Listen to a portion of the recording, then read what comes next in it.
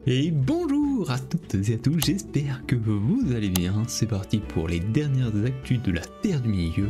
Let's go. Première actualité, les créatifs des tiers-lieux Lasser et Keranden s'associent aujourd'hui pour une exposition Tolkien par Keranden. C'est sur Tolkien et l'imaginaire médiéval, donc c'est une exposition qui fait écho à celle proposée à Landerneau sur John Howe et ses illustrations. Donc cette exposition est également à Landerneau, par contre elle dure beaucoup moins longtemps car elle se déroulera seulement du 4 au 5 novembre 2023 de 10h à 18h.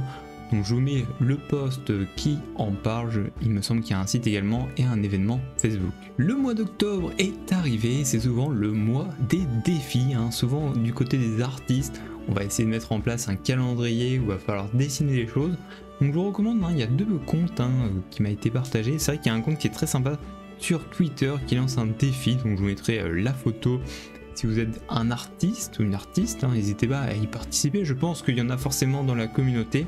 Il y a également un compte sur Instagram, KalielF, qui fait un petit peu la même chose, le Oct LOTR, avec pas mal de choses en rapport forcément avec la Terre du Milieu. Prochaine actualité, on va faire un petit récap des prochaines sorties littéraires, en tout cas en France, sur le Seigneur des Anneaux. Donc tout d'abord, le 11 octobre, on aura le monde illustré de Tolkien, donc sur le second âge par David Day. On aura du coup le 11 octobre également l'encyclopédie illustrée de Tolkien, encore une fois par David Day. On aura le 12 octobre 2023 l'édition Pocket de la nouvelle version du Hobbit, et on aura également le 12 octobre l'édition Pocket du Silmarillion, également la nouvelle version. Et enfin le 19 octobre 2023 le Seigneur des Anneaux intégral, donc là l'édition de luxe Seigneur des Anneaux qui a l'air vachement stylé, comme son prix qui est à 89€. Du côté de Weta Workshop, nous avons Saruman le magicien blanc qui est disponible en précommande, donc elle fait partie évidemment de la série classique de chez Weta Workshop. Elle est au prix de 380,92€ plus les frais de port, donc ça c'est cher. C'est une statuette à l'échelle 1/6 et elle est disponible. Une autre info sur Weta Workshop, ils offrent un cadeau mini épique artiste remix. Donc on peut voir Gandalf en tant que travailleur routier. Donc vous pouvez tenter de remporter cette figurine en allant sur le post que je vous ai indiqué. Donc il y a un mail où il faut envoyer quelque chose.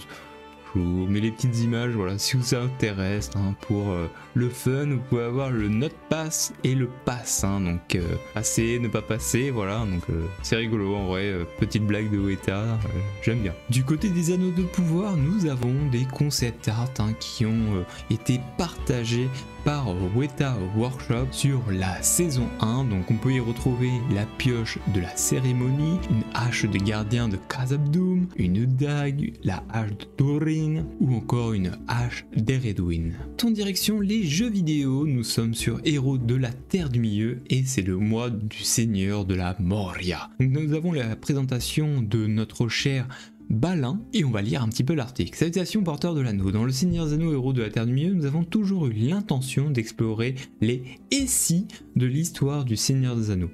Lors de notre première exploration, nous posons la question et si l'expédition de Balin pour reprendre la Moria n'avait pas échoué et qu'il avait plutôt restauré la Moria dans un glorieux royaume. Et en vrai, vous imaginez une série un peu what if version Seigneur des Anneaux? Franchement, je suis sûr que ça arrivera un jour, c'est obligé. Grâce à la forge de notre anneau de pouvoir, de multiples réalités ont été brisées et réveillées. Donc ça c'est le principe du jeu, d'avoir différentes réalités. Dans certaines d'entre eux, nous avons vu notre ombre semer le chaos, tentant de briser le tissu de la Terre du Milieu. Cependant, Elendil a trouvé une histoire dans laquelle, grâce à de bonnes actions et de l'altruisme, l'histoire de la Terre du Milieu a culminé avec la création de héros purs et plus grands de la Terre. Dans cette chronologie alternative, la troupe de Balin traverse la Lorien, le royaume elfique de Celeborn et Galadriel, lors de son expédition pour récupérer la Moria. Là, ils font le choix d'aider les elfes de Lorien en combattant les orques qui cherchaient à empiéter sur le royaume forestier. Cela conduit à une cascade d'événements qui culmine avec ce moment fatidique au Mirror Mer. À l'aide de cet anneau de pouvoir, suivez Balin alors qu'il fait ce petit choix qui changera à jamais son destin. Cela semble être un enregistrement de la fortune des gens de Balin, a déclaré Gandalf. Je suppose que cela a commencé avec leur arrivée à Dimril Dale, il y a environ 30 ans. Écoutez ça. Nous avons chassé les orques de la Grande Porte et de la salle des gardes. Nous en avons tué beaucoup sous le soleil éclatant du Vallon. Nous avons pris la 21e salle et l'extrémité nord pour y habiter. Balin a installé son siège dans la chambre de Mazarbul. Le Seigneur des Anneaux, la communauté de l'anneau. Le Seigneur Balin aurait peut-être revendiqué son trône dans la Moria dans cette chronologie, mais cela ne signifie pas que ces conflits sont terminés. Il était vêtu de gris sombre et ne pouvait être vu parmi les tiges des arbres, à moins qu'il ne bouge soudainement. Le Seigneur des Anneaux, la communauté de l'anneau. Alors on a des petites images d'elfes également, donc sûrement Orofin et Romil peut-être, hein, si on parle de la Lothlórien. Il y a aussi Haldir. On sait peu de choses sur les frères Sylvains de la Lothlórien. Mais avec leur frère Haldir, ils gardaient la frontière de la Lórien. Armés d'un bouclier nain, d'une paire de haches naines légendaires, ses frères et sœurs sont aussi redoutables aux côtés de leurs alliés nains qui combattent aux côtés de leurs propres parents.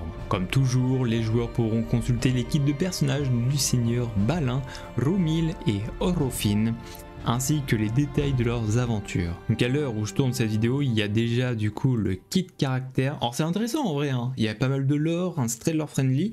Donc le Seigneur Balin est disponible sur le jeu depuis 2 jours je crois, il est encore disponible pendant 5 jours, donc n'hésitez pas à le débloquer au moins, donc ça vous évitera d'aller farmer.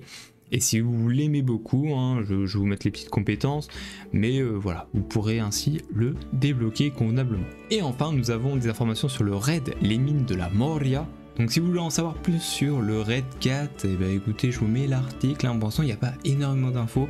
En tout cas, ce que je peux vous dire, c'est qu'ils ont un petit peu nerf le palier 1, parce que avec par exemple ma guilde, on n'y arrivait pas. Donc il fallait taper 10 fois en gros le monsieur qui lance les bombes pour qu'on soit sûr qu'il n'en lance pas sa bombe sur nous et qu'il la lance sur ses amis. Sauf que maintenant ça a changé, c'est qu'au bout de 5, donc c'est beaucoup plus facile de passer au deuxième. Du coup on arrive enfin au deuxième, le deuxième c'est un troll où il faut le taper le plus possible pour gagner un maximum de points. Prochaine actualité, le Seigneur des Anneaux retour en Moria, l'équipe souhaite partager une super capture d'écran d'un troll transformé en pierre par un joueur pendant la bêta. Donc c'est assez stylé, on a également de nouvelles phrases qui ont popé en Khuzdul, donc Barku Yagin, donc ma hache s'impatiente, donc c'est vachement stylé. Donc hâte, ça sort bientôt, donc j'ai hâte de poser la main dessus. Parlons un petit peu de l'outro, c'est vrai qu'on n'a pas beaucoup parlé sur la chaîne, mais en ce moment nous avons eu la bande-annonce de la prochaine extension, les Corsaires d'Umbar. Donc on a une vidéo de présentation qui dure pas longtemps, et on a également une présentation de la nouvelle classe qui arrivera, donc les marins. Donc j'ai l'impression qu'ils ont changé un petit peu le gameplay, car comme ils disent dans la vidéo, ils ne se battent pas forcément avec des armures lourdes et tout, ils se battent surtout au poing, au cac, avec des armes traditionnelles.